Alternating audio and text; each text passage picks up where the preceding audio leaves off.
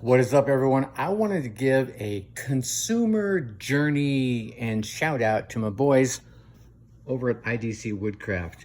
I have been doing research on a CNC machine for quite some time, and I decided to go with some IDC bits.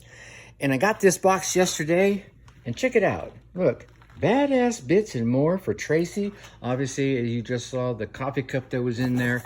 There's a signed card and all handwritten notes on the inside. And then they put the bits inside these cool little pouches. I'm gonna dump one out here, right here. Obviously I got one hand, right? Just badass bit in this nice little velveteen. They didn't have to do this. This is the experience I'm talking about here. They don't have to do this, and yet they do. And this is not a paid promotion. This is just me saying, I appreciate this kind of treatment as a consumer.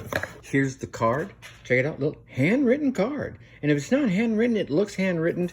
And so I appreciate that. Shout out to my boys over at IDC. You guys keep rocking it. Peace.